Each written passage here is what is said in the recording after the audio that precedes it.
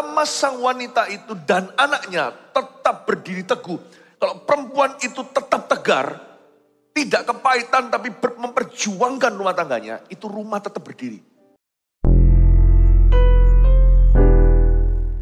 Kami mengasihi-Mu Tuhan, karena Engkau begitu baik terhadap kami. Lebih dari berkali-kali Engkau telah sabar menderita untuk kami. Terima kasih kami punya juru selamat yang murah hati, seorang juru selamat yang toleransi dengan kelemahan kami. Thank you Tuhan. Ajari kami hari ini bukan menjadi orang yang lebih baik, tapi ajari kami untuk menjadi seperti Kristus. Berikan kepada kami hati yang seperti Kau kehendaki. Beri kami otak, tidak tentu IQ, tapi berikan kepada kami pikiran akal budi yang diperbaharui oleh firman-Mu sehingga kami brilian sesuai dengan kepercayaan yang Tuhan berikan. Berikan kepada kami ya Tuhan kemampuan untuk berbuah-buah lebat ya Tuhan Yesus. Dan untuk tidak melihat kelemahan kami, namun melihat kuasa-Mu yang bekerja di dalam diri kami.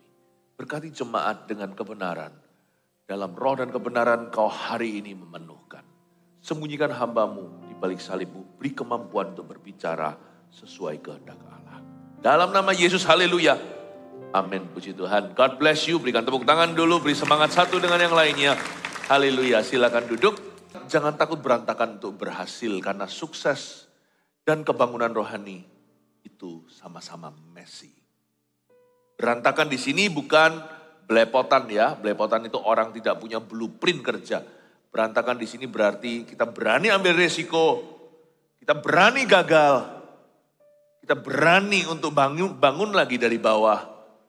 Dan bahkan kita berani untuk melakukan kesalahan dalam proses pembelajaran kita. Saya ajak kita untuk membuka Amsal 14 ayat 1-8. Saya bacakan demikian. Perempuan yang bijak mendirikan rumahnya, tetapi yang bodoh meruntuhkannya dengan tangannya sendiri.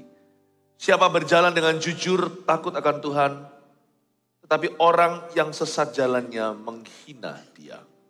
Di dalam mulut orang bodoh ada rotan untuk punggungnya. Tetapi orang bijak dipelihara oleh bibirnya. Kalau tidak ada lembu, juga tidak ada gandum. Tapi dengan kekuatan sapi, banyaklah hasil.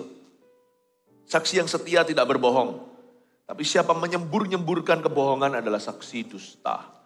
Si pencemooh mencari hikmat, tetapi sia-sia. Sedangkan bagi orang berpengertian, pengetahuan mudah diperoleh. Jauhilah orang bebal karena pengetahuan tidak kau dapati dari bibirnya. Mengerti jalan sendiri adalah hikmat orang cerdik. Tetapi orang bebal ditipu oleh kebodohannya. Jangan takut berantakan untuk berhasil. Ayat pertama dari pasal 14 bunyinya, perempuan yang bijak mendirikan rumahnya, tetapi yang bodoh meruntuhkannya bukan lewat tangan orang lain, dengan tangannya sendiri.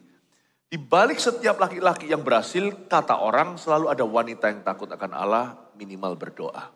Selalu ada wanita bijak di belakang seorang pria yang sukses. Betul sih, pasti ada betulnya. Bahkan di Alkitab pun banyak peneguhan cerita. Di masyarakat apalagi dalam realita. Lihat ya, seorang laki-laki itu bisa marry up atau marry down. Saya nggak bicara soal harta. Laki-laki mau perempuan jangan cari pasangan semerta-merta kaya. Kecocokan itu nggak hanya soal materi, tapi segala sesuatu, segala perkara. Tapi lihat, ada cowok yang harusnya bagus, married sama perempuan yang menarik dia turun ke bawah. Itu ada dan banyak. Pada laki-laki yang belum terlambat, pikirkan baik-baik, jangan hanya cari tampang. Dan kepada perempuan, wanita, jadilah berkat untuk pasangannya. Anda harus menjadi nilai tambah buat pria yang Anda nikahi, karena Anda bukan semata-mata, karena firman Tuhan tidak menyuruh Anda, ini bukan panggilanmu maksud saya. Anda tidak dipanggil untuk jadi pendamping yang sepadan. Tapi penolong yang sepadan. Itu nilai plus. Pendamping itu cuma ada di situ saja. Pendamping itu hanya menempati tempat. Kalau pendamping lah, laki-laki bisa aja didampingi nggak usah sama perempuan. Ya bisa juga sama rekannya. Kenapa harus ada Anda di dalam hidupnya? Pasti ada sesuatu yang semua orang di dalam kehidupan suamimu tidak bisa isi itu. Paling tidak seorang wanita memberikan pengertian. Belajar untuk memahami cowoknya. Jangan tuntut dulu, pahami dulu. Karena Anda dipanggil sebagai penolong yang sepadan, berarti Anda menolong sesuatu. Menolong dia tentang sesuatu. Bukan hanya sebagai pendamping saja. Pasti ada sesuatu yang Tuhan taruh di dalam dirimu. Saya ngomong gini seolah-olah menuntut yang cewek, enggak sih. Saya malah lebih sering khotbah saya itu templak yang cowok. Tapi kali ini izinkan, karena ini ayat firman. Perempuan yang bijak mendirikan rumahnya. Kok yang mendirikan bukan sang pria? Tapi perempuan yang mendirikan, karena wanita itu berpengaruh. Saya ingin sekali untuk kita semua menyadari hari ini, yang perempuan ingat, berbenah diri, karena pasti Anda ditempatkan di sisi suami. Bagian itu sekretaris tidak bisa penuhi. Bahkan rekan kerjanya laki atau perempuan tidak bisa isi. You di situ. Tanya sama Roh Kudus, kenapa engkau taruh aku di samping atau di sisinya? Kalau aku menarik dia ke bawah, Tuhan, aku bertobat. Aku harus menjunjung dia ke atas.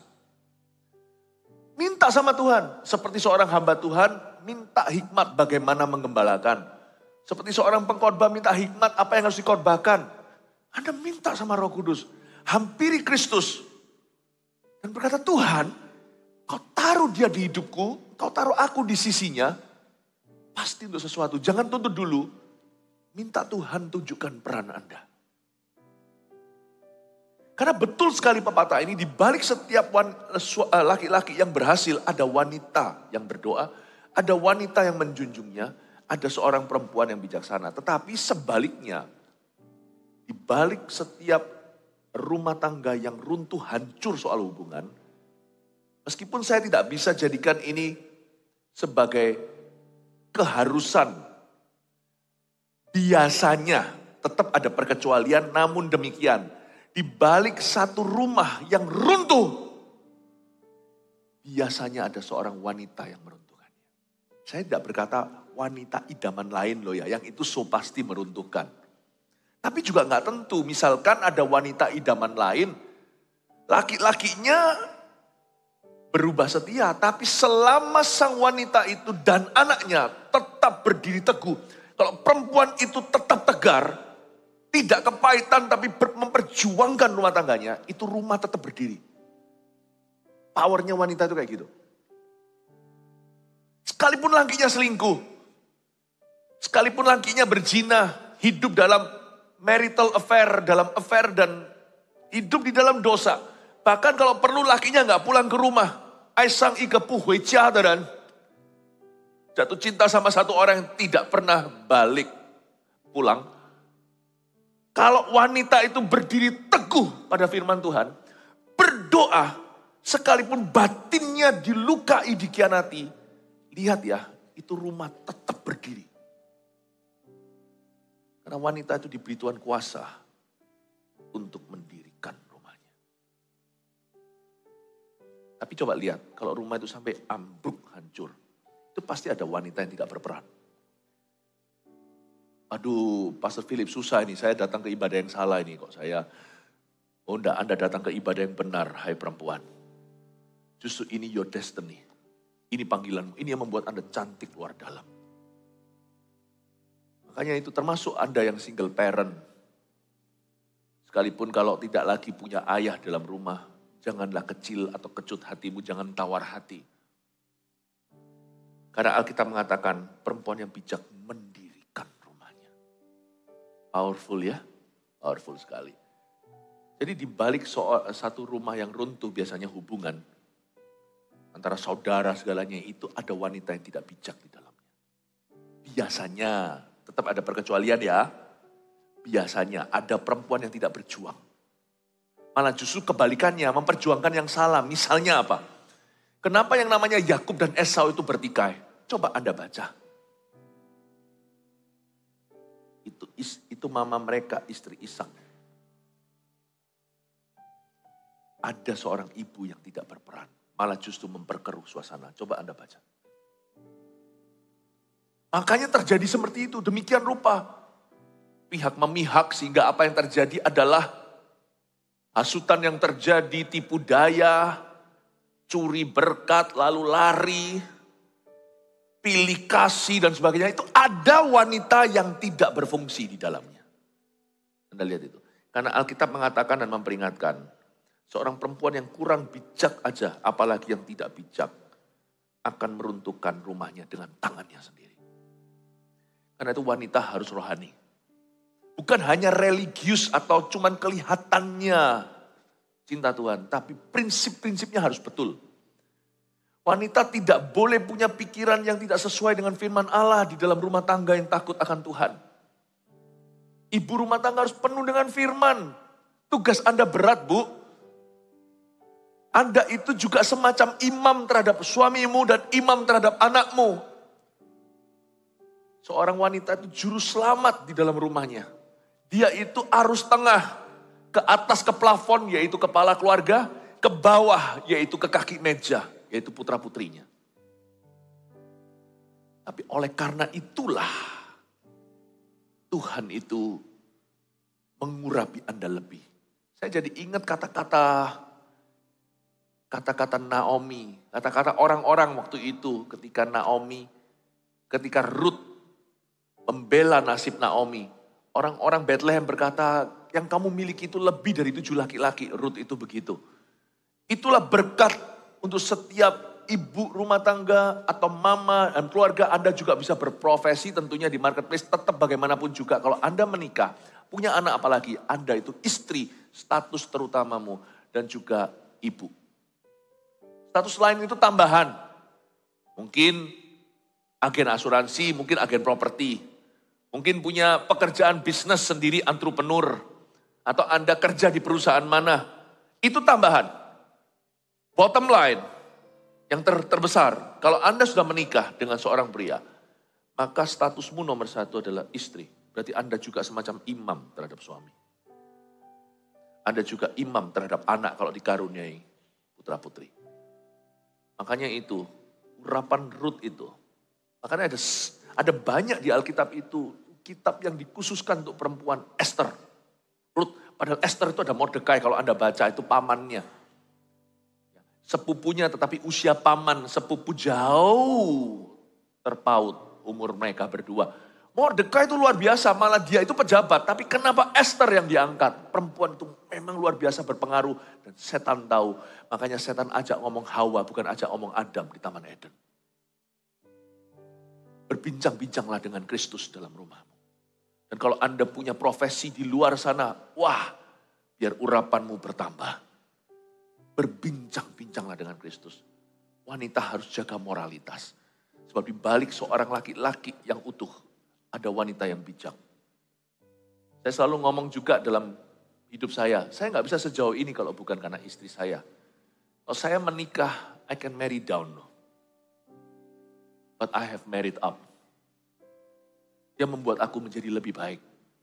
Paling tidak beberapa hal, mumpung istri saya lagi tidak di sini sekarang mendengarnya, saya boleh rasan-rasan. Dia membuat saya lebih tepat waktu. Dia membuat saya menjadi lebih profesional. Dulu saya nggak pernah ada agenda. Pokoknya kemana Roh Kudus suruh? Saya cuma pakai satu tas Alkitab itu ada sikat gigi di dalamnya. Tuhan suruh saya ke kiri, saya ke kiri. Tuhan suruh ke kanan, ke kanan. Sekarang agenda saya dibeber 1,5 tahun sebelumnya. Besok apa, jam berapa, semua on the dot. Saya berubah jadi orang sejak saya menikah sama istriku. I've married up. Tapi puji Tuhan, tanya sendiri sama dia, tentunya saya tidak mau komentar. Karena Alkitab melarang kita untuk memuji dirinya. Memuji diri sendiri itu tidak boleh, biar orang lain yang melakukan. Semoga istri saya juga bersaksi sama. Menikah dengan saya, she has married up. Semoga, nanti tanya sendiri aja. Mungkin dulu yang pemalu, karena saya ini orangnya enggak tahu malu. Mungkin dia lebih enggak malu-malu, karena sama saya. Ya kan? Dulunya orang meja, pokoknya mikirkan semua di balik layar, kirim situ, kirim sini, bantu orang. Sukanya bantu orang gitu. Enggak mau tampil sama sekali. Tapi membuat semua pekerjaan sekelilingku beres semua. Mungkin sekarang lebih mau keluar muka. Paling enggak terpaksa. Gara-gara sama saya. Merit up. Tapi saya ngomong tentang perempuan dulu. Anda bukan pendamping yang sepadan, enggak ada ayatnya. Penolong yang sepadan. How have you helped your husband be a more godly man? Gimana Anda telah membantu suamimu untuk menjadi orang yang lebih takut akan Allah? Gimana Anda bisa sharing suami Anda dengan Tuhan? Ya apa caranya? Makanya seorang wanita jangan lekas-lekas. Jangan lekas-lekas untuk terima cinta laki-laki. Benahi imamatmu. Benahi. Karena kebahagiaan Anda bukan siapa laki-laki yang bisa membahagiakanmu. Kebahagiaan rumah tanggamu suatu hari. Sebagian, jikalau bukan sebagian besar, tergantung Anda. Hai penolong yang sepadan. Perempuan yang bijak mendirikan rumahnya. Tapi yang bodoh meruntuhkannya dengan tangannya sendiri. Terlalu banyak cerita di dunia. Di balik semua rumah tangga yang runtuh, ada wanita. Tidak bijaksana. Jangan jadi yang kayak gitu ya. Jangan jadi. Kalau mama itu bijak, biasanya anak tidak akan bertikai. Sungguhan. Kalau mama itu bijak, lihat nanti ya. Suaminya itu bukan berarti semuanya harus beres, enggak ya. Tugas harus berbagi, pokoknya aku cuma cari money. Aku cari duit, kamu yang kerjakan semua rumah tangga, enggak fair itu. Korah-korah sama-sama kalau tidak ada pembantu rumah tangga. Tolong bantu-bantu, apalagi kalau punya bayi, enggak mau punya suster, ada loh orang yang begitu. Makanya itu yang laki-laki. Kecuali kalau memang keberatan banget, tapi kalau Anda itu mampu, meskipun tidak lepaskan anak itu hanya kepada seorang penjaga bayaran. Tapi alangkah baiknya jangan suruh istri Anda itu melakukan A sampai Z dalam hidupmu. Jangan terlalu kaku filosofinya. Izinkan ada tangan-tangan yang membantumu. Suster juga gak apa-apa meskipun tetap kalau Anda tidak bisa percaya, monitor dan Anda melihatnya. Kasihani istrinya. Jangan berkata, enggak, kita akan pegang anak sendiri. Anaknya 4. Ya enggak apa-apa kalau bisa, kalau mampu silahkan. Tapi kalau enggak kasihan, nanti istri Anda cepat tua. Ingatlah bahwa peran dia utama itu bukan untuk bersih-bersih, kora-kora, ganti diaper, popok segalanya. Kecuali kalau memang dia superwoman bisa segala sesuatu ya enggak apa-apa kalau itu kesepakatan. Tapi biasanya normalnya orang enggak semuanya itu punya kekuatan demikian. Suami harus belajar untuk fleksibel. Perhatikan untuk istrinya. Jangan suruh dia melakukan segalanya. Karena dia pada akhirnya, peran dia utama adalah terhadap dirimu. Bukan terhadap anakmu. Ibu itu sementara sampai anak besar. Istri itu sampai mati. Meskipun mama itu tetap seumur hidup ya. Tapi perannya berkurang. Tetapi kalau tambah tua, lihat coba. Peran istri semakin menjadi-jadi terhadap suaminya. Semakin tak terpisahkan. Jangan lupa, jangan jadikan istrinya, mentang-mentang gimana, tentunya bukan untuk alasan ekonomi saya ngerti, mungkin juga karena alasan idealisme. Gak apa-apa, kamu jaga semua anaknya segalanya, gak apa-apa, nanti akhirnya istrinya tidak berperan dalam kehidupan Anda. Nanti tidak tertata. Tolong dalam membuat kebijakan-kebijakan berhikmatlah. Apa yang baik, apa yang enggak. Setiap keluarga saya tidak bisa tentukan, setiap family itu ada sendiri-sendiri, saya berikan prinsipnya. Amin Bapak Ibu Saudara. Saya tidak berkata pro dan kontranya, saya tidak mengurusi pro dan kontranya, punya tangan-tangan yang membantumu atau tidak itu urusan keluarga masing-masing, itu putusin sendiri. Cuman filosofinya di sini. Eman-eman istrimu. Sayangi dia. Paham ya Bapak Ibu Saudara? Semoga ini menjadi hikmat di lapangan, menjadi bahan pertimbangan untuk Anda memutuskan, khususnya keluarga muda yang belum menikah juga sama, yang cewek-cewek di sini. Bangun imamatmu, bangun ketangguhanmu. Mungkin ada area tertentu kenapa belum dikasih pacar. Enggak tentu karena itu ya, jangan berkata nanti kalau aku sudah dapat semuanya itu, sudah aku betulkan dalam benak aku pacar pasti tiba, ya enggak tentu. Enggak tentu. Tapi maksud saya itu sebelum Anda menjalin hubungan, itu bangun dulu. Pastikan prinsip-prinsip hidupmu udah benar. Pastikan Anda semakin dewasa rohani dan berbuah. Jangan tergesa-gesa. Karena orang selalu berkata cowok itu imamnya. Jangan lupa loh, hari ini firman ini mengatakan bahwa perempuan yang mendirikan. Mendirikan rumah. Jikalau mungkin pria itu yang menjaga rumahnya. Pria yang takut akan Allah tidak mengizinkan rumah tangganya itu punya trauma. Laki-laki yang takut akan Allah itu sungguh-sungguh merupakan penjaga yang nomor satu bagi keluarganya. Tapi wanita itu detil-detilnya, mendirikan rumah itu kan semua dekornya. Karena itu Bapak Ibu Saudara, saya dorong Anda, kalau yang wanita terutama yang belum menikah, benahi diri dulu, perempuan harus pintar. Jangan pikirannya cuma untuk nanti cari siapa cowok yang cocok, apalagi kaya. Jangan kayak gitu, jangan murahan. Sekolah yang baik. Mungkin tidak usah sekolah super tinggi. Kalau memang bukan jurusannya, kalau dokter lain cerita atau sekolah-sekolah yang lain misalnya. Tapi kalau Anda tidak punya satu cita-cita tertentu yang menuntut pendidikan tertinggi misalnya. Tetaplah usahakan untuk perguruan tinggi. Jangan pilih kasih. Lalu habis itu kembangkan skill kemampuanmu. Kalau Anda teratur bisa membuat planning, bisa bahasa, bisa ini itu. Kembangkan semuanya. Gak harus bisa masak, zaman ini sekarang kebalik. Cowok-cowok pintar masak. Kembangkan semuanya. Gak ada salahnya untuk menimba semuanya. Wanita tidak boleh bodoh. Wanita harus bijak.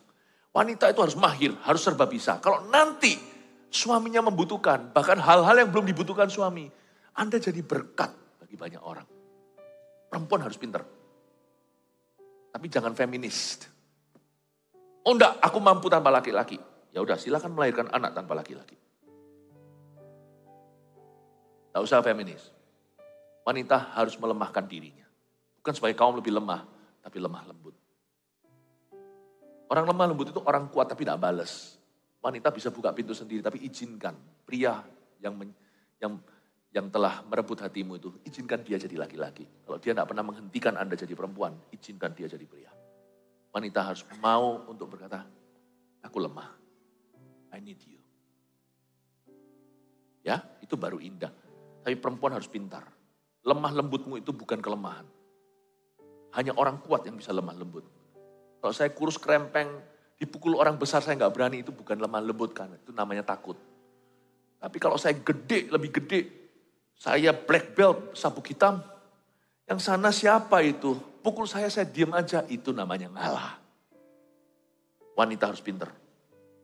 Wanita harus tegar. Wanita harus kuat, harus berprinsip. Seperti Deborah, ketika Barak minta nasihat, kadang-kadang suami akan menjadikan wanita tempat nasihatnya. Tidak tentu wanitanya itu konselernya, tapi perempuan menjadi bahan pertimbangannya. Gimana menurut kamu segalanya supaya setara? Itu didapatkan sejak muda. Makanya itu anak perempuan yang punya anak perempuan di sini. Jangan miliki visi yang rendah untuk dia. Miliki visi yang tinggi untuk anak perempuanmu. Jangan beda kasih di budaya-budaya tertentu. Misalnya budaya yang sangat totok sekali. Budaya yang sangat tradisional misalnya. Anak laki-laki itu jagoan. Harganya itu seolah-olah barternya gini. Satu laki itu sama dengan 2 perempuan. Atau satu laki sama dengan 7 perempuan. Siapa bilang? Siapa bilang?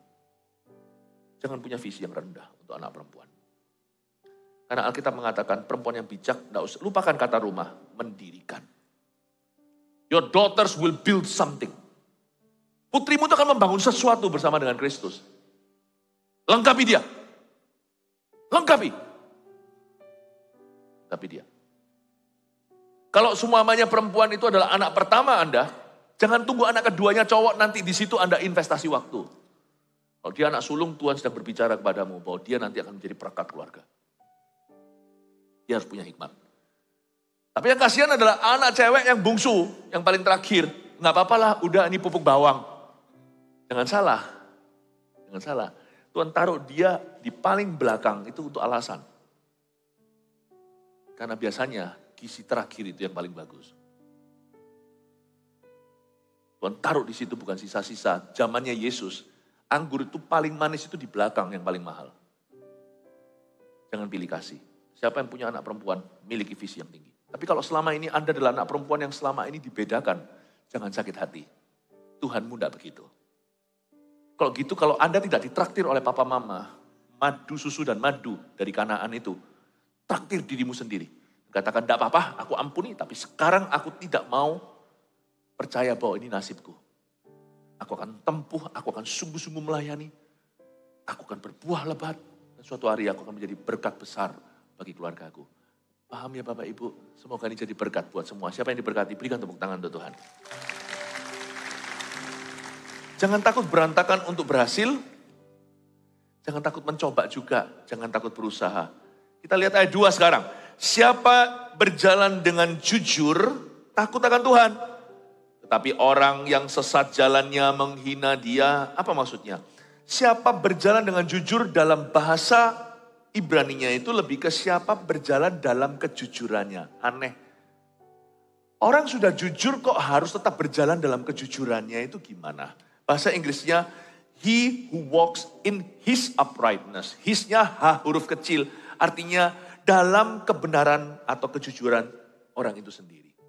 Gak ada orang jujur itu gak ada di dunia. Tapi yang ada hanyalah orang yang sengaja untuk jujur setiap kali. Gak ada. Gak ada yang namanya titik aman. Dulu itu ada satu game di TV, Who Wants to be a Millionaire itu, yang ada piramidanya, setelah dia sampai ke $1.000, aman. Lalu nanti aman berikutnya di 10.000, lalu 100.000, lalu 1 juta. Ya kan? Ingat ya. Tapi kalau orang jujur gak ada titik aman. $1.000 pun tiada. Makanya Alkitab mengatakan bahwa it's a fresh decision each day. Itu adalah keputusan yang segar tiap hari. Kemarin Anda jujur, hari ini Anda bisa tidak jujur. Tiap hari pikul salib sangkal diri. Gak ada kerohanian itu yang rapi, sudah di titik aman nih, gak ada. Tiap hari kerohanian kita harus messy. Tiap hari kita bersujud di bawah kaki Tuhan. Tiap hari kita buka Alkitab coret-coret lagi. Padahal kita sudah tahu ayat itu kita sudah baca berkali-kali. Sekarang terulang lagi sesuai dengan porsi. Kerohanian itu messy, berantakan. Jika Alkitab Anda terlipat rapi dan berkata, aku sudah menjadi orang jujur 28 tahun ini. Siap-siap tahun ke-29 tahun lah. Tahun dustamu dan tahun kejatuhanmu. Gak bisa. Alkitab harus terus terbuka. Dan harus tanda kutip kotor. Penuh dengan tulisan. Itulah kerohanian.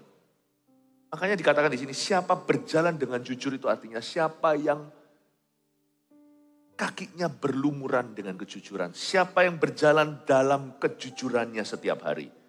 Orang itu takut akan Tuhan. Takut akan Tuhan itu adalah kata aktif, bukan status, bukan identitas. Tidak ada orang bisa berkata, aku adalah orang yang takut akan Tuhan, tapi aku adalah orang yang terus takut akan Tuhan. Fresh decision each day. Gak ada orang yang bisa mengampuni sekali untuk selama-lamanya. Itu hanya Yesus yang berkata sudah selesai di kayu salib, hanya Allah. Tapi kita harus mempraktekkan dan mengamalkan pengampunan setiap kali kita dilukai. 7 kali 70 kali itu berarti hitung lagi. Dulu saya berhasil mengampuni orang selama 30 tahun. Kalau hari ini saya lengah, saya tetap bisa jatuh dalam kepahitan. Orang sama yang saya ampuni dalam 30 tahun, bisa saya benci setengah mati hingga saya ingin membunuhnya hanya dalam 3 hari. Pengampunan itu messy, berantakan. Tidak ada orang bisa berkata, aku sudah ampuni. Misalnya, dulu pernah dikhianati oleh pasangannya. Lalu sudah, gak bisa ampun itu seumur hidup. Sakit lagi loh, Pastor Philip gimana? Ampuni lagi. Selamat datang di kalkulator Allah, 70 kali 7 silakan dihitung sendiri. Pengampun itu messy, pengampun itu berantakan. Mengasihi itu messy, berantakan. Coba kalau kita punya anak, mengasihi berapa kali? Anak kalau nakal lagi bandel gak nurut ya kan, ngasih lagi. Dia berubah baik nanti suatu hari buat kesel lagi kita ngasih lagi. Kasih itu berlanjut to be continued. Sinetronnya gak pernah berhenti. Selama kita hidup, siap-siap berlumuran kaki kita dengan kejujuran. Ya. Oleh karena itu kita harus ingat bahwa iman tanpa perbuatan dalam hati. Perbuatan itu bukan amal sosial. Perbuatan itu artinya berbuat lagi sesuai dengan imanmu. Berbuat lagi sesuai dengan imanmu. Kalau imanmu mengasihi orang itu, berbuat lagi. Kasih dia lagi. Kalau imanmu adalah mengampuni hari ini yang dituntut oleh Allah, yang dikejar oleh Roh Kudus, ampuni dia lagi. Orang yang sama, ampuni lagi. Imanmu tidak akan mati. Terus berbuat berbuat terus sesuai dengan iman. Amin Bapak Ibu. Bagaimana dengan kalau saya sudah jatuh? Nah iman kita adalah pada kebangkitan, bukan kejatuhan. Bukankah kita merayakan kebangkitan Tuhan barusan berapa lama yang lalu? Bangkit lagi. Alkitab mengatakan di kitab Amsal pula 7 kali orang benar jatuh, 7 kali dia bangkit. Itu dia. Orang benar akan hidup oleh imannya itu bukan iman percaya, iman berbuat. Buat lagi sesuai dengan imanmu, buat lagi sesuai dengan imanmu. Let your hands never get tired. Jangan bizinkan tanganmu letih lesu. Coba lagi, bangkit lagi, get messy, berantakan.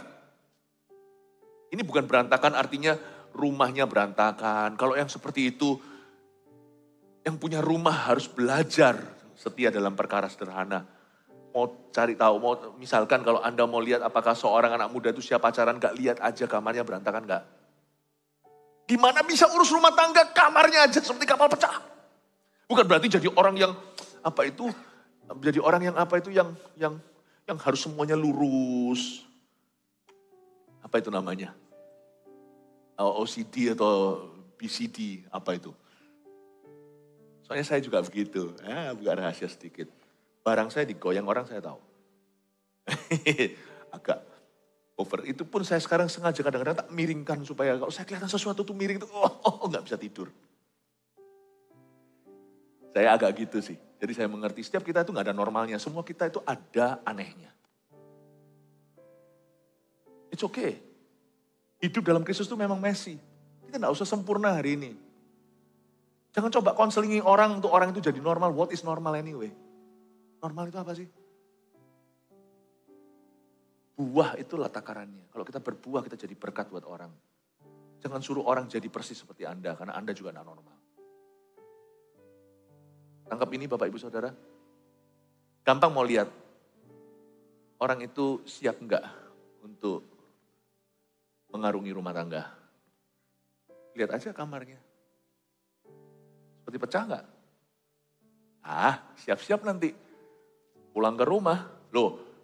Pulang ke rumah nanti suatu hari. Kalau ini yang amburadul adalah istri, perempuannya. Nanti jangan kira dengan pernikahan istri itu akan berubah tiba-tiba lalu. Nanti yang pecah bukan kamarnya, seluruh rumah. Laki juga sama. Tapi yang teraturan juga ada bahayanya. Nanti goyang sedikit marah-marah. Nanti nggak teratur, rasanya mau jambak nih kepala. Memang semuanya jadi teratur. Tapi jadi ketakutan satu rumah. Nah, bisa nggak yang messy ini yang berantakan rumahnya itu lebih rapi? Yang terlalu rapi itu agak sedikit messy, bisa nggak sih? Yang satu itu bicara tentang kebersihan, higienis. Yang satu lagi bicara tentang toleransi. Nggak apa-apa lah. Kalau enggak nanti kita jadi orang yang rewel, dikit-dikit, ayo miringin ini, miringin. Waduh nggak enak hidup satu rumah dengan orang yang begitu, cerewet sekali. Untungnya saya nggak begitu. Gak apa-apa silakan miring-miringkan semua, nanti semua pulang baru saya luruskan. Mau tahu orang itu siap gak berumah tangga? Lihat kamarnya. Jangan ke kamar tapi kayak yang pacaran ya, suruh temen yang lihat. Bagaimana kita bisa atur? Jangan, ini bukan messy berantakan rumahnya. Ini berantakan dalam arti berusaha mencoba bangkit melakukan apa yang benar. Messy. Belajar dari kesalahan, bangun lagi yang runtuh itu. Sukses itu gitu, sukses itu bukan sempurna. Perfection is not success. Sukses itu mencoba. Sukses itu jalan terus. Ini yang dimaksudkan di Alkitab. Siapa berjalan dengan jujur takut akan Tuhan. Tapi orang yang sesat jalannya menghina dia. Di dalam mulut orang bodoh ada rotan untuk punggungnya ayat 3. Tetapi orang bijak dipelihara oleh bibirnya. Coba lihat di mulut orang bodoh ada rotan untuk punggungnya sendiri. Jadi lucu ya. Dia nggak perlu algojo untuk memukulnya. Mulutnya sendiri produksi rotan untuk punggungnya. Apa maksudnya di sini? Ini maksudnya orang-orang yang angkuh dan sombong, yang attitude sikap hatinya itu salah di hadapan Allah. Itu biasanya kata-kata mereka bukan hanya melukai Allah, melukai sesama dan akhirnya melukai dirinya. Hati-hati gunakan mulut. Messy itu berantakan boleh dalam hal mencoba, but not in your words. bukan dalam kata-kata. Karena di kata-kata kita ada kuasa. Kata-kata kita tidak boleh messy, kata-kata kita tidak boleh berantakan. Orang katanya, ya memang dia orangnya gitu ceplas-ceplos, ya nggak apa-apa. Orang ceplas-ceplos itu boleh, asal dia juga bisa terima orang ceplas-ceplos sama dia. Kalau dia nggak bisa terima itu tidak adil namanya. Iya enggak? Ada orang yang bisa ditoleransi sama kawan-kawannya, memang dia dari dulu gitu, ceplas-ceplos. Tapi coba Anda perhatikan, orang yang ceplas-ceplos itu nggak kenaan. Kalau dia yang diceplosi, dia marah. Loh, kalau gitu ya nggak fair. Itu bukan ceplas-ceplos bro, itu namanya bullying. Ayo to be fair, coba. Kalau sana ceplos-ceplos, yang lainnya ceplos-ceplos, oke. Nah itu namanya ini orang memang begitu. Ya sudahlah, kalau gitu-gitu ya kita bisa ngerti. Jadi jangan pernah dengan alasan memang aku dari dulu ceplos-ceplos begini, mau apa? Berubah. Itu bukan messy berantakan yang ditoleransi. Sebab kata-kata kita itu mengandung salvation and provision, pahami itu.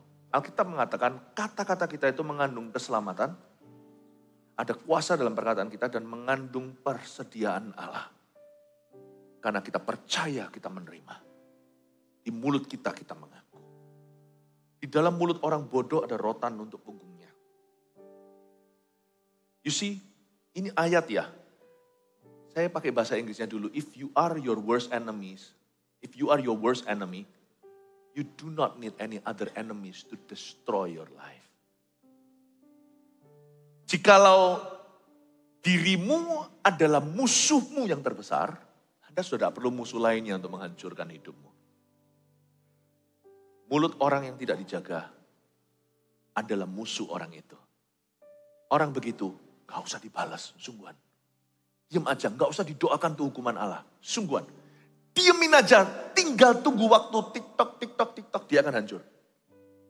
Kalau orang itu adalah musuh terbesar dirinya sendiri, orang itu akan hancurkan atau self-destruct, akan hancurkan dirinya sendiri. Ini juga peringatan buat kita yang ceplas-ceplos, yang berantakan, messy kata-katanya. Yang suka mengucapkan kalimat-kalimat yang bahkan kita sendiri akhirnya memilih untuk tidak ingat atau memang melupakan janji. Orang-orang yang suka luka kanan kiri, yang suka gosipi dan sebagainya. Oh, mulut seperti itu tidak mendatangkan berkat, mendatangkan rotan bagi punggungnya. Amin Bapak Ibu Saudara. Semoga ini kita bisa mengerti bahwa mulut yang begitu tidak akan membawa keberhasilan, tapi membawa celaka. Celaka bagi orang mendengarnya, tapi lebih celaka bagi orang yang menyemburkannya. Ayat 4. Kalau tidak ada lembu juga tidak ada gandum. Loh kok bisa sih? Lembu kan bukan gandum. Lembu itu kan dagingnya diambil, bukan. Maksudnya ini gini. Kalau tidak ada lembu yang membajak sawah juga tidak ada gandum. Tetapi dengan kekuatan sapi banyaklah hasil. Dengan kata lain, revival is messy. Success is messy too. Kalau kita mau semuanya itu rapi, tidak beresiko, ya nggak kemana-mana atau melakukan apa-apa. Tidak ada lembu yang nggak ada panen, saudara. Tidak ada gandum. Coba lihat kalau sawah itu dibajak, itu terdolak-dalik tanahnya. Itu bolak-balik, upside down. Tanahnya jadi jelek semuanya. Orang yang rapian, rasa eman, rasa sayang, ampun, tanah kok digituin, bagus-bagus, bisa ini itu. Kalau Anda mau gandum, harus resiko bajak tanah itu buat jelek. Ya. Orang kalau mau sungguh-sungguh berkenan pada Tuhan, gak boleh terlalu memikirkan penampilannya. Penampilan itu hanya untuk memuliakan Allah, lakukan terbaik, tapi gak boleh, apa ya, aku mau nyanyi untuk Tuhan. Kalau kita datang ke gereja, it's okay untuk messy.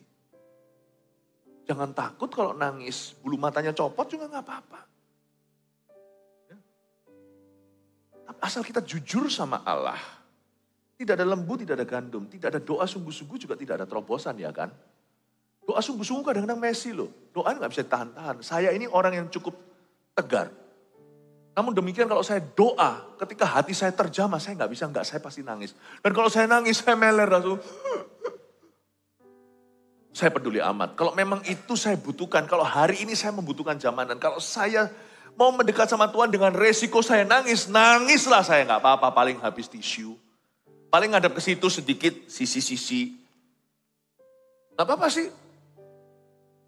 Tapi kalau orang datang beribadah gak mau Messi, ya nanti akhirnya cuman jaga image untuk orang lain, for others to see.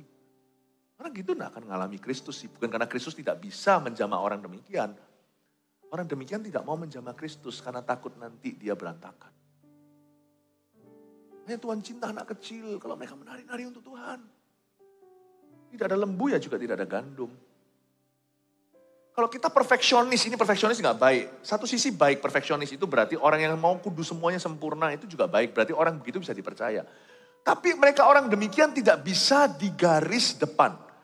Karena untuk orang yang membabat alas, orang yang menembus batas, orang yang menjadi pioner, yang menjadi orang pertama yang lemparkan batu. Waktu Daud melemparkan batu ke dahi Goliat, dia gak mikir meleset gak ya, dia lakukan terbaik tanpa mikir ini meleset gak ya. Dia sudah punya 4 batu lain cadangan, semuanya 5 di kantongnya. Pokoknya gua sikat. Dia gak ragu. Orang di garis depan tidak boleh mikir banyak. Gak boleh. Inilah juga termasuk kesalahan banyak ayah. Papa doa, enggak, Papa enggak bisa doa. Doalah, belepotan enggak apa-apa, doalah. Karena doa Anda ketika berdoa, anak Anda akan melihat ayah mereka adalah imam. Meskipun doanya itu lucu membuat yang lainnya tertawa. Jangan takut belepotan. Yang penting Anda berfungsi. Wong enggak disuruh khotbah di atas sini di depan ribuan kok saya ngerti itu bisa mati kaku. Tapi anak-anaknya, ayo doa makan, doalah. Doalah. Usahakan. Gimana kalau nanti berantakan doaku? Nggak apa-apa. Nggak bisa jadi imam. Imam pertama, imam ke-1, imam di depan satu keluarga. Kalau Anda tidak belepotan. Dan gimana bisa rapi kalau Anda belepotan dulu? Tuhan, mungkin doanya lucu. Terima kasih untuk kangkungnya. Anak-anaknya mulai ketawa. Kuusir setan dari makanan ini. Mana ada setan di makanan? Gak apa-apa. In the long run, anak Anda dapat berkat. Yang merasa, papaku gak bisa doa. Berusaha. Nanti suatu hari waktu anaknya ditantang untuk jadi CGL. Dia ingat ayahnya. Papaku gak bisa pun mau. Sehingga pendeta waktu berkhotbah, di mana ada kemauan pasti Tuhan buka jalan. Yang Tuhan cari bukan orang mampu tapi orang mau. Dia bisa aminkan di bawah, aku lihat papaku begitu. Berkatmu itu lebih daripada doanya. Jangan takut Messi. Apa disuruh baca firman, suruh menyampaikan kesaksian. Gugup, sampaikan aja. Gak apa-apa. Jangan takut. Karena tidak ada lembu, berarti tidak mencoba. Berarti tidak membajak sawah. Ya jangan harap ada panen. Lembu memang dipakai oleh petani untuk menghancurkan sawah. Asal reputasi Anda dan saya tidak hancur karena amoralitas. Gak apa-apa reputasi kita tuh hancur karena gagal mencoba. Karena belajar dalam mencoba. Wah, aku malu nanti pulang tidur. Ketawa sama anak-anaknya tadi doa gimana itu kan kepikiran terus menghantui. Tadi gimana ya orang kira-kira menganggap aku gimana ya. Padahal itu keluarga sendiri gak apa-apa lah. Kerusakannya tidak seberapa. Itu keluarga pasti toleransi semua. Dan mereka diam-diam di hati bangga papanya berdoa.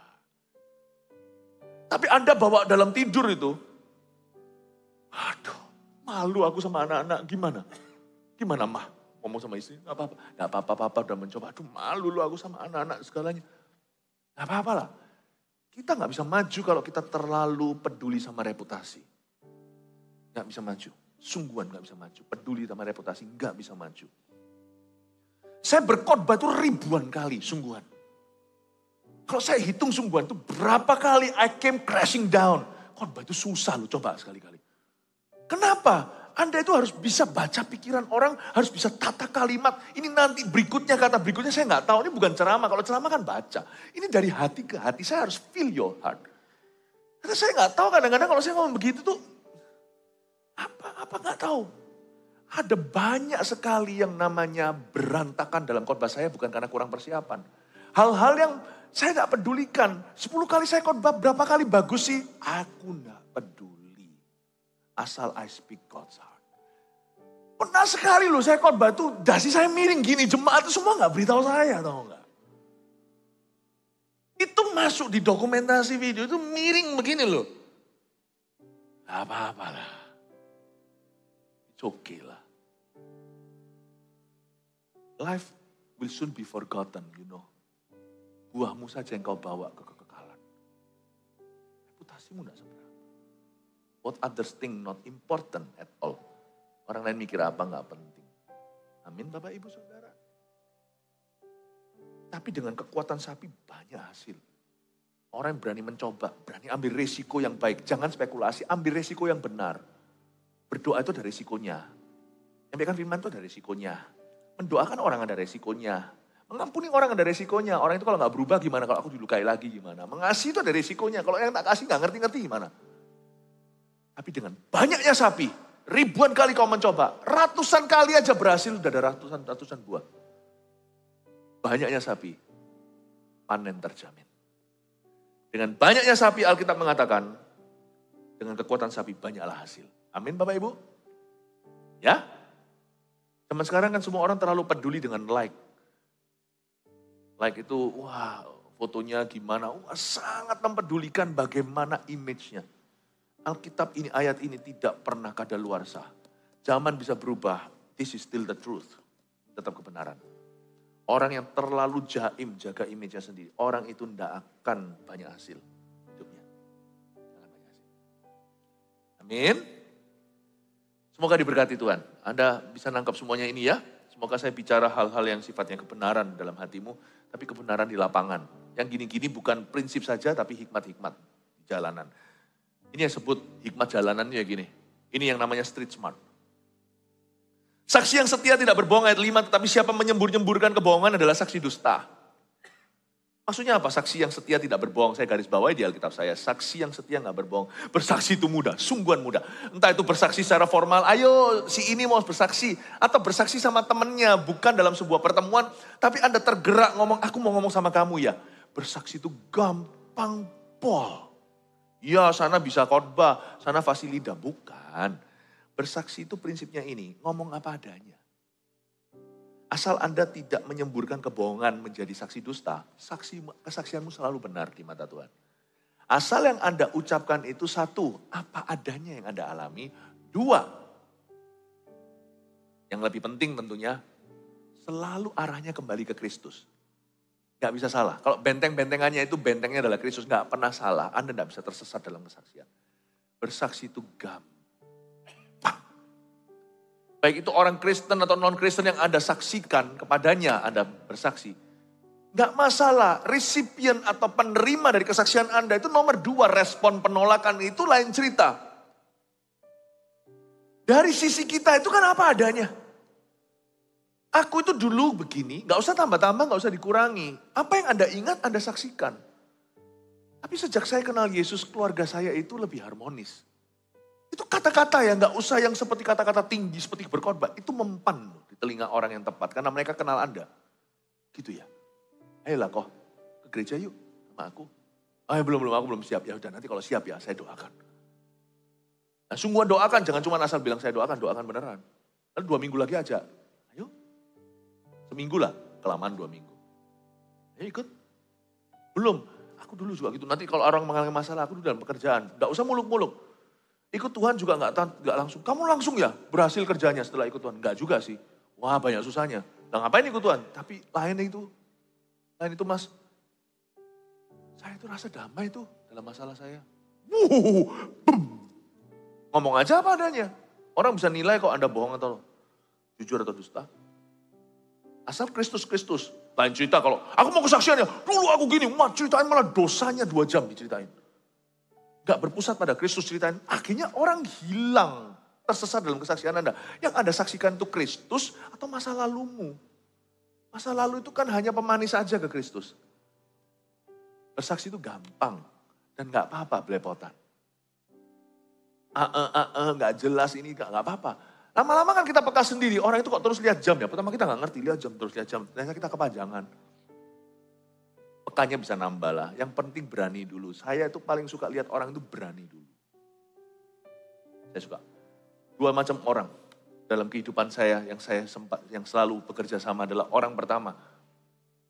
Yang kalau saya beritahu sesuatu itu langsung berkata, bisa, tapi nggak melakukan apa-apa. Orang gitu memberi harapan palsu, PHP namanya. Tapi ada orang tertentu, bisa nggak bisa. Kalau dia merasa nggak bisa, dia tanya dulu. Sebentar, kalau begini gimana, kalau begitu gimana. Dia hanya mau clear aja untuk memastikan cara pikiran kita selaras. Gini-gini, oh gitu-gitu. Oke, saya coba ya. Saya senang dengan orang gitu. Coba saya coba. Kecuali kalau saya suruh dia lakukan sesuatu yang salah. Kalau saya lakukan sesuatu yang baik, tapi dia belum pernah coba. Kalau dia berkata, aku coba dulu. Orang gitu saya suka spiritnya. Apalagi berkata, bisa. Padahal saya tahu level of difficulty atau level kesusahannya. Bisa. Gimana? Lalu saya balik tanya, karena saya worry kan, saya khawatir. Nah, nanti kalau gini-gini gimana? Gak apa-apa, saya coba dulu kok. Nanti setelah saya coba, saya cari jalan gini-gini. Nanti saya beritahu kok. Doakan ya, supaya bisa. Orang begini. Yang kayak gini tuh loh. Kekuatan sapi yang banyak hasilnya itu kayak gini. Saya suka kerjasama dengan orang begitu. Daripada yang pesimis, gak bisa.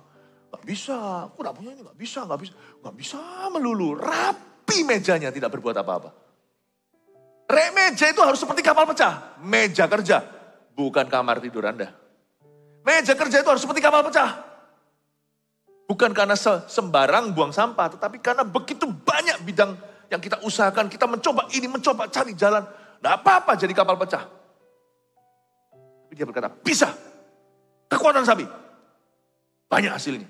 Saya paling suka kerjasama dengan orang begitu dalam hidup saya. Itu orang-orang seperti 2 pengintai, bukan 10 pengintai yang tidak masuk ke Kanaan. Ya, amin. Semoga Anda dapat berkat. Kita lihat beberapa ayat lagi. Cuma 3 lagi sisanya. Si pencemooh mencari hikmat, tapi sia-sia. Sedangkan bagi orang berpengertian, pengetahuan mudah diperoleh.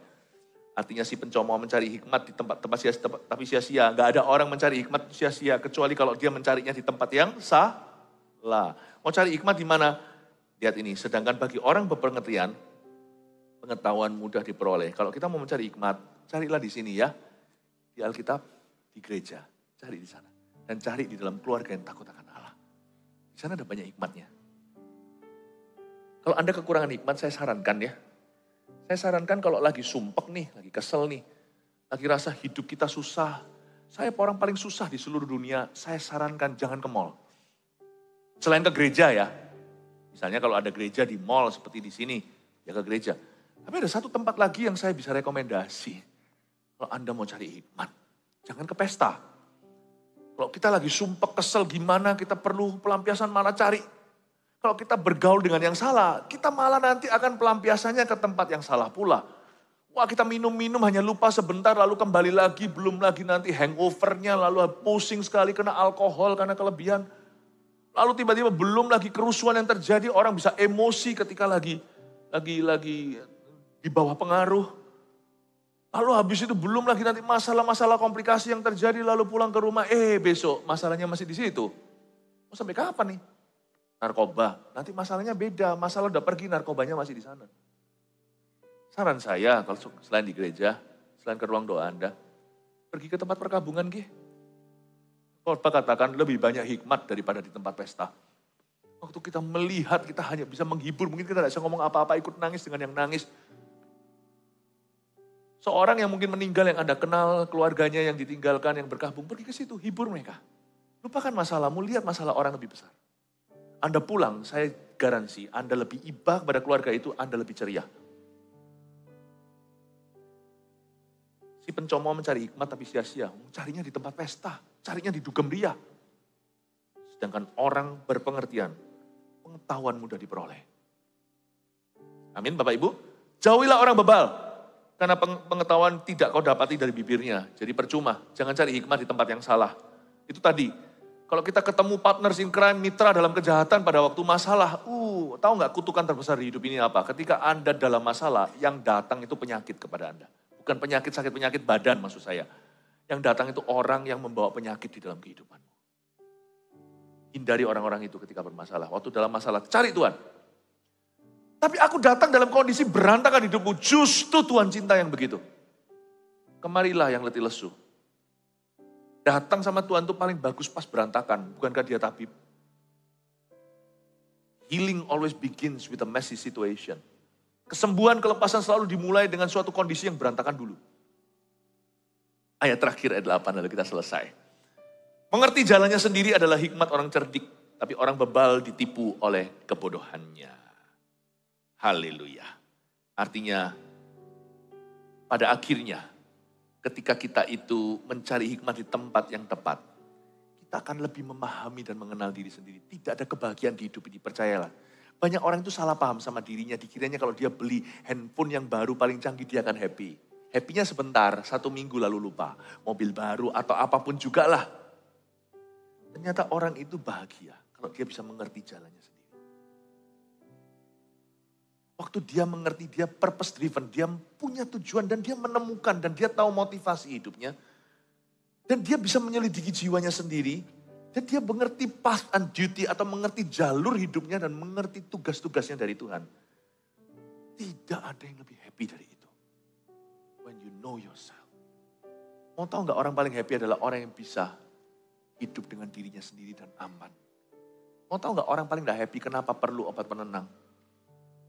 Orang yang tidak bisa menerima dirinya. Orang yang gak kerasan hidup sama dirinya sendiri. Kayaknya mau larinya ke substance atau kepada benda-benda itu seperti misalnya alkohol, narkoba, obat dan sebagainya. Karena dia harus lari dan dirinya gak bisa karena tubuhnya di sini. Jadi dia harus larikan pikirannya, paham maksud saya?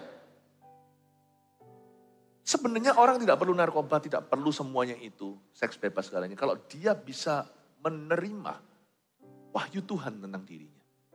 Oh, this is me. It is well with my soul. Wow. Matikan TV-nya, dia bisa tetap senyum-senyum. Tidak ada games, tidak ada HP, ambil semua HP-nya, dia gak sakau kecanduan. Mana HP-nya, mana HP-nya. Dia bisa bersiulan, dia bisa happy dengan siulannya sendiri. Orang yang happy sama dirinya sendiri itu tidak didapatkan lewat bertapa. Banyak orang juga salah kiranya dengan meditasi. Tapi merenungkan firman Allah. You're the happiest person. Tapi orang bebal ditipu oleh kebodohannya. Tertipu dengan banyak hal yang dikira itu bisa mengisi kekosongannya. Bapak, Ibu, Saudara, target Tuhan bagi orang yang berantakan adalah bukan membuat mereka sukses, membuat mereka mengalami kepuasan batin di dalamnya. Datanglah pada Tuhan dalam kondisi berantakan, Tuhan tidak akan menolakmu. Tuhan siap untuk memperbaiki, meluruskan hidup kita. Dan Allah kita itu adalah Allah yang akan menyertai orang yang berani melangkah. Pada orang seperti itu Tuhan tidak berjanji keberhasilan tiba-tiba. Kepada orang seperti itu Tuhan berjanji akan menyertai semua prosesnya up and down-nya di dalam Tuhan. Saya berdoa supaya hidup Anda semakin hari semakin dipakainya. God bless you.